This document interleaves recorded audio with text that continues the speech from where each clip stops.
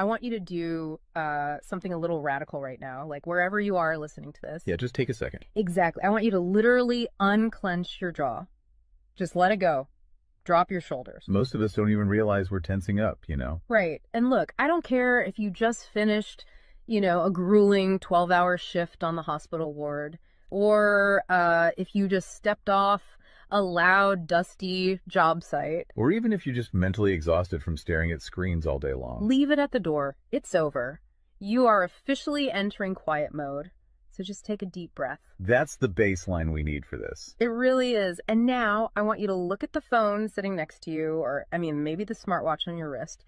Every single time that screen lights up, every time it buzzes, it steals exactly 23 minutes of your life. Welcome to the deep dive. It really is a staggering number to confront when you put it like that. 23 minutes Yeah. from one buzz. Yeah, because we tend to measure interruptions in like the seconds it takes to glance at a screen, right? Whoa! We completely ignore the massive cognitive debt we incur the moment we look away from our deep work. And that cognitive debt, that is exactly the central target of our mission today. Okay, let's unpack this. We are exploring The Sovereign Architect's Guide by Chillstar 08. Specifically, episode 6, which is titled Deep Work Dynamo, How to Finish Your Week in 4 Hours. Right. And if you remember in our last deep dive, we talked about installing drawing those boundaries and reclaiming your personal space. But clearing the space is just step one. It actually reveals a much deeper, much more intimidating problem. Yeah, the void. What are we actually supposed to be building in that silence we just fought for? Because if we don't have a blueprint, the noise of the world is just going to rush right back in to fill it. Oh, for sure. We have this natural horror of a vacuum. The second our schedule opens up even slightly, our instinct is to pack it with activity. We just have to be doing something constantly. Exactly. We are culturally conditioned to equate motion with progress. Yeah. But Chillstar 08 introduces a really brilliant distinction here. She talks about the trap of idling. I love this concept so much. Think about a car engine, right? Mm-hmm. The engine is running, the pistons are firing, it's burning through all this expensive fuel, making a ton of noise and vibration. But the car is in park. Yes, it isn't going anywhere, and that is what most of our daily quote-unquote busyness looks like. We feel incredibly productive because we are in constant motion. Right. You check a text message while you're sitting at a stoplight. Or you answer a quick email while walking from your car to the front door. You stare at a spreadsheet on your laptop while, your family dinner is sitting right in front of you, literally getting cold. And that right there is the illusion of productivity. You end your day feeling physically and mentally depleted because you were constantly doing something. So you didn't actually do anything that matters. Exactly. If you step back and evaluate your legacy, the deep, meaningful work, the art, the business strategy, the relationships. Right, the relationships that actually move your life forward. None of it progressed. You spent 8 hours idling. You were everywhere, which means you were truly nowhere. Man, that hits hard. And this brings us back to that terrifying 23-minute statistic from the research she cites. I don't want to just gloss over this. No, we definitely shouldn't. Because understanding the mechanism behind it is crucial. Why does a 5-second distraction cost us almost half an hour? It basically comes down to how our prefrontal cortex manages working memory. Your brain is not a computer processor that can just run multiple applications in parallel. Right. We can't actually multitask. Exactly. When you are doing deep work, say writing a complex proposal, your brain loads this massive fragile web of context into your working memory. Like holding all the pieces of a puzzle in your hands at once. Yes. You are holding multiple variables, ideas, tones all at once. So when your phone buzzes and you glance at a text from your partner asking about groceries, your brain is forced to execute a context switch. So it has to dump all the proposal data just to load the grocery data. It literally flushes the working memory buffer, yeah. It has to process the new rules and the emotions associated with that text message. Wow. And then when you turn back to the proposal, you cannot just pick up where you left off. Your brain has to laboriously rebuild that entire web of context from scratch. Oh, I hate that feeling. Were you just staring at the screen like, what was I even saying? Right.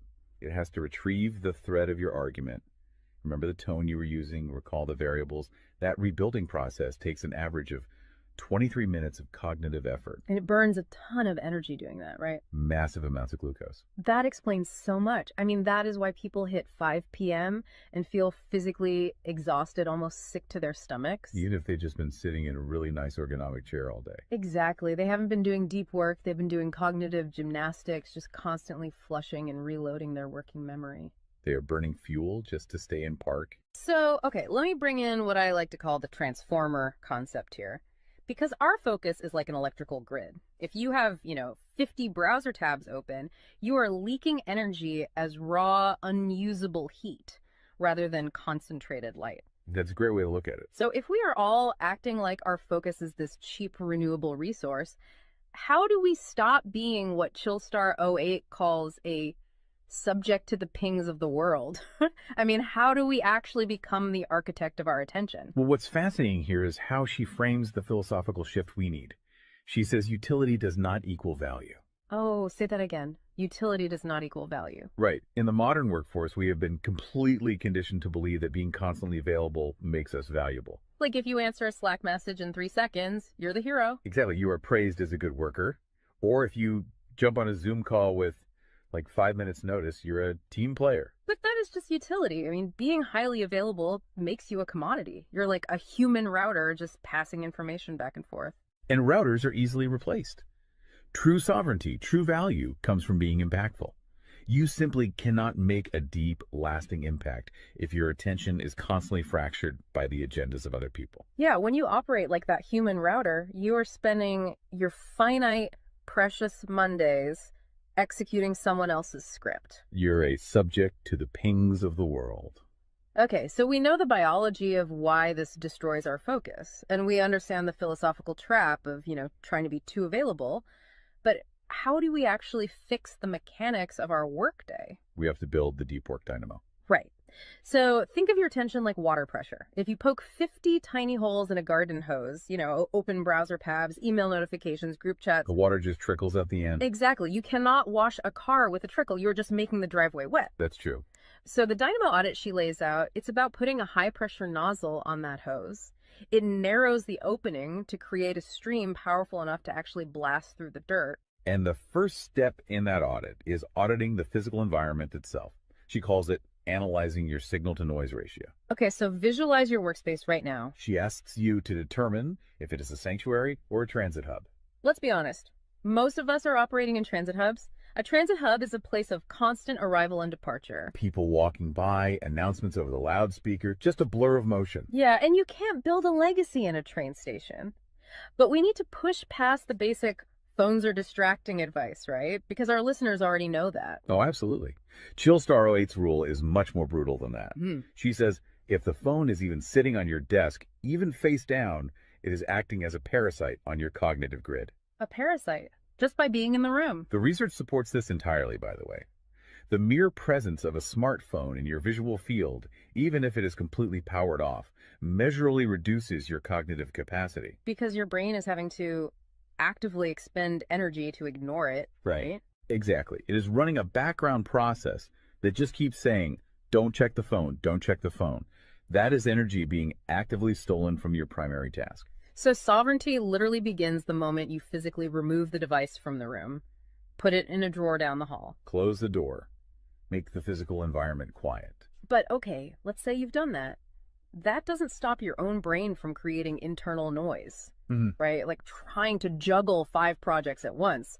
How do we fix the internal wiring? That brings us to the second pillar of the audit, which is the batch wiring rule. This directly addresses the danger of switching fatigue, which we touched on with that 23-minute penalty. Right, the cognitive glucose burn. Yeah. When we attempt to multitask, like writing a creative brief, then pausing to check inventory levels, then answering 3 customer service emails. And then trying to go back to the brief. Right. We are grinding our mental gears to dust. We are switching between entirely different cognitive states. Because creative writing uses a completely different part of the brain than calculating inventory, obviously. They require entirely different operating frequencies. So the batch wiring rule dictates that you must group similar tasks together based on their cognitive load. Okay. And you do not switch the current until that specific type of work is completely done. You do all your deep analytical thinking in one high voltage burst. And then you save all your reactive administrative stuff for a separate lower voltage block later in the day. Precisely. It's all about staying in one gear. Like if you are driving up a really steep hill, you don't constantly shift between first gear and fifth gear. You lock into the gear that provides the right torque and you just ride it out. That's a perfect analogy. But okay, here's where it gets really interesting. This leads to the third pillar of the audit, and this is where I actually need to seriously push back on the source material a bit. She calls this the zero access window. Ah, yes. This is usually where the resistance starts for people.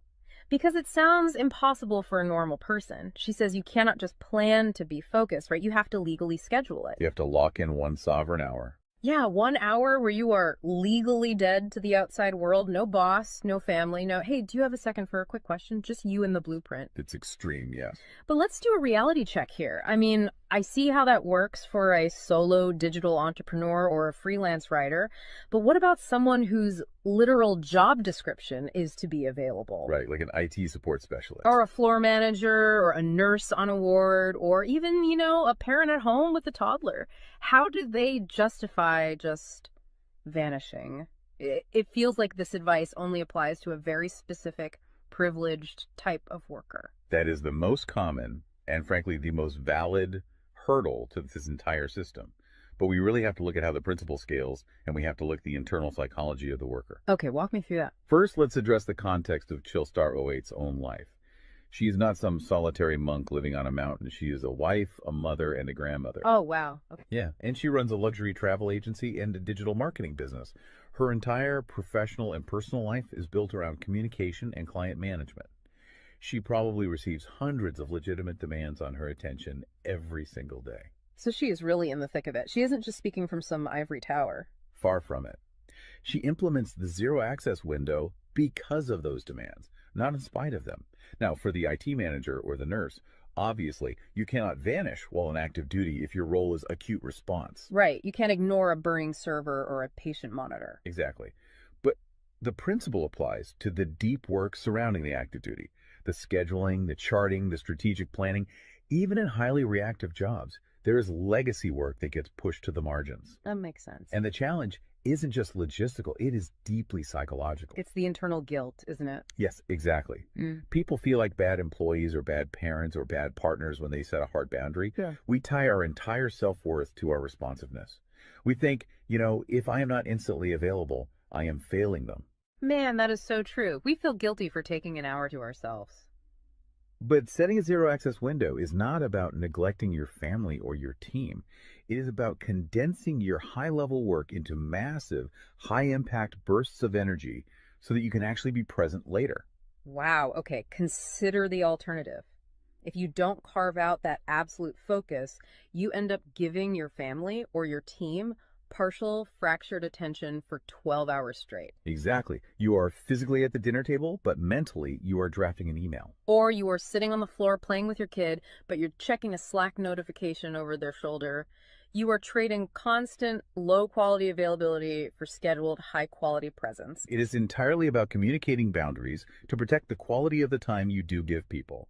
You tell your team, look, I am going offline for 60 minutes to finish this crucial report. If the servers literally catch fire, call this specific emergency number. Otherwise, I will address all questions at 11:00 a.m. Right. You aren't vanishing to hide. You are vanishing to get the work done efficiently so you can actually live your life. Which brings us to the ultimate why behind this entire system. Because once you fight through that guilt, once you build this 4-hour fortress, you have to know what it is all for. It's not just about becoming a hyper-efficient robot. No, because if you use these tools just to do more of your boss's busy work or to take on 3 more stressful projects, you have entirely missed the point. You are just speeding up the treadmill. If we connect this to the bigger picture, the destination we are driving toward is a concept she calls passive magnetism. Okay, break down passive magnetism for us, because it sounds a bit abstract. Think of it as the gravity your work generates when it is undeniably good. Most people operate with active desperation. They're loudly networking, constantly posting, aggressively chasing clients or promotions. Just relying on sheer volume to get noticed. Right. Passive magnetism is the exact opposite. It is the ability to attract results, clients, wealth, legacy, or respect through the undeniable quality of your deep work. Because you actually took the time to build something substantial rather than just talking about building it. Yes, when you engage the deep work dynamo, you produce work so concentrated and so valuable that it acts as a magnet. You don't have to chase the market comes to you. And the ultimate prize of achieving that passive magnetism isn't just more work. The prize is time. Time is the ultimate currency. The dream of the sovereign architect is to finish an entire week's worth of business output in just 4 hours. You do this high voltage work often while the rest of the world is literally still hitting the snooze button. You free up the remaining hours so you can go be a traveler, so you can be a creative. So you can be a fully engaged grandparent like Chillstar 08. Exactly. She frames it beautifully in the source text. She says, we wire for silent so we can live in volume. Oh, I love that. We embrace the discipline of the quiet fortress so that our actual lives can be loud, vibrant, and fully experienced. We are finally taking control of the dial. But, making that shift from a frantic, reactive employee to a calm, sovereign creator requires a massive shift in identity. You have to tune your mind before you sit down to do the work. It is really difficult to just sit down at a desk and instantly command your brain to perform deep work, right? Especially if you've spent the last hour navigating traffic and listening to the news. You need a transition ritual to cross that threshold. And Chillstar 08 provides something for this transition called the Chillstar's Creed. It is designed to be a grounding frequency. It really centers you. Yeah, so I want you, the listener, to use this. I want you to imagine a slow, steady heartbeat in the background. Just a deep, resonant 528 hertz frequency. Just let the frequency of these words settle into your mind before you initiate your deep work. Ready? Take it in. I am grounded in peace. I am reaching for my stars. My light is my own. I am a star and I will shine bright. I will reach for the sky. I release what was. I embrace what is becoming. Using a creed like that is just such a powerful behavioral trigger. It really shifts your state. When you speak those words, even just internally, you are consciously reminding yourself that your light, your focus, your energy is your own. It does not belong to your inbox. This does not belong to the algorithm. Right. You are releasing the frantic energy of the morning and embracing the sovereign focus of the architect. So we always want to translate this high-level theory into ground-level reality for you. We don't want you to just listen to this and go right back to idling. Definitely not. Here's your 1% install. This is your micro-win to take action on this deep dive immediately. Tomorrow morning, before the world starts demanding your attention, before you check a single news site or open your email, I want you to set a timer for exactly 60 minutes. Put your phone in another room entirely. Yes, physical distance. Do not open any extra browser tabs. Pick one legacy task, just one, and flip the switch on your very first sovereign hour. And be prepared for it to feel incredibly uncomfortable at first. Your brain will crave the dopamine hit of a notification. Oh, you will feel an almost physical itch to check your messages. But if you can sit in that silence, if you can endure that initial friction, you will watch the dynamo start to spin. You will enter that flow state, and the old blueprints of hustling and grinding will be completely burned away. And look, if you want the actual templates to automate this piece, the specific tools and step-by-step guides to build the system out completely and protect your location-independent freedom, you can join the Sovereign Fortress on the Chillstar 08 school community. All the blueprints are there waiting for you. They really are. As we wrap up this deep dive, I want to leave you with one final thought to explore on your own. We have spent this entire session talking about the mechanics of work. We've talked about condensing your week's output into just 4 hours of pure, undistracted focus. But if you actually achieve that, you're going to be faced with a beautiful, kind of terrifying question. What's that? Who are you going to become in the remaining 164 hours of your week? What if your true legacy has absolutely nothing to do with what you produce while you are busy, but entirely to do with who you are when you are finally completely silent? Wow. Unclench that jaw. Drop those shoulders. Step into the quiet. Go be great and flip the switch. We'll see you on the next deep dive.